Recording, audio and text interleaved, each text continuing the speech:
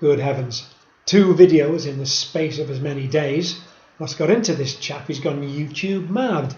Well, those of you who do follow my YouTube presentations will be aware that up until the last couple of days I haven't made any YouTube videos for quite a long time.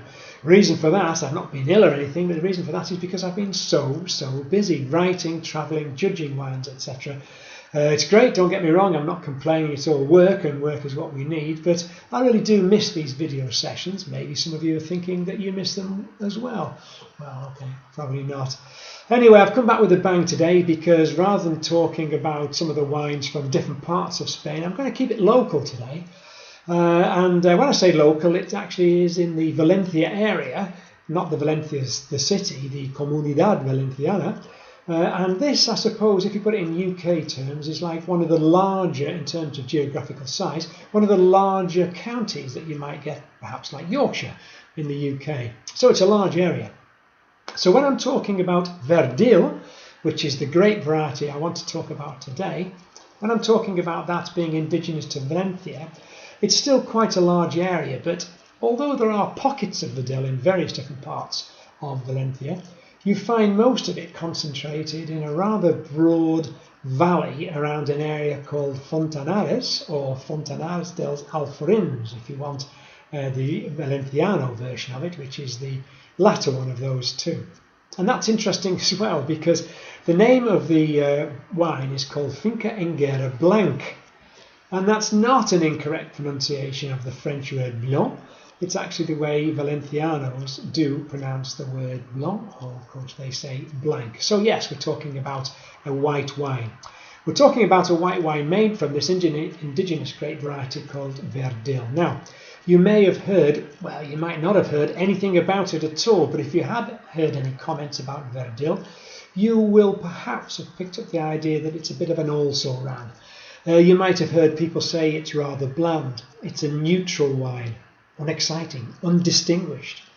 And I think really those people aren't being unkind, they're being accurate in terms of some of the Verdil which has been made in the past. These days, of course, modern technology, modern ideas, but still with a little bit of foot in history as well.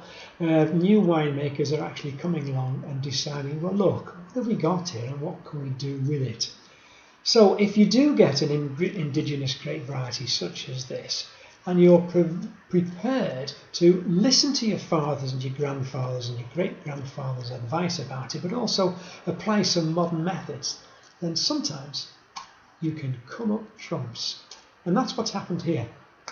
Verdil makes a dry white wine. You can make a dessert wine out of it as well, in fact, but I'm talking about the dry version here, which is most common, in fact, in this area.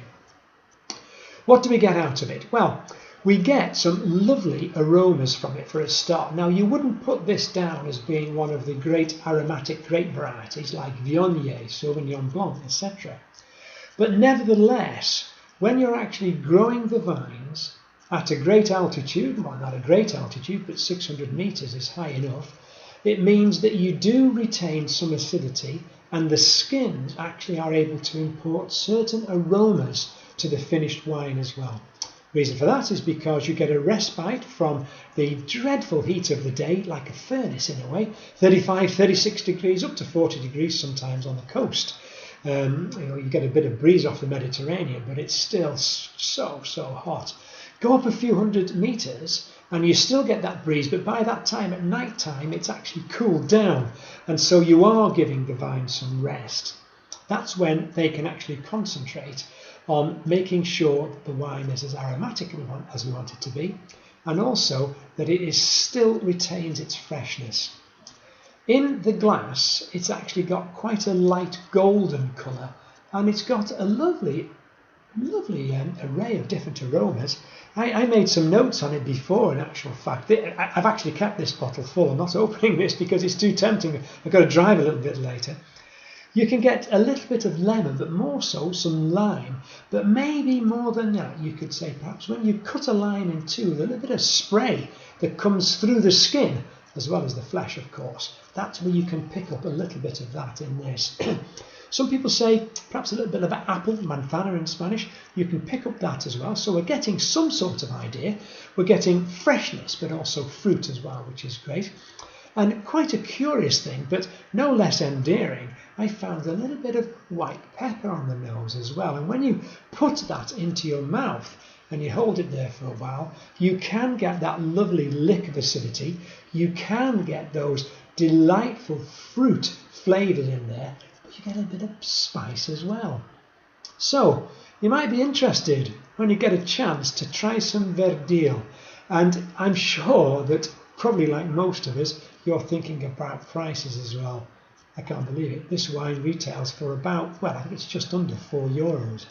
Its big brother, or maybe we should say big sister when we're talking about wines, but its big sister is actually called Blanc d'Enguera. A bit confusing because it's sort of similar names, but that has Verdil, something like about 70% there, so mostly Verdil, but that's got the added bonus really of having some Chardonnay, some Viognier like I mentioned before, and also Sauvignon Blanc.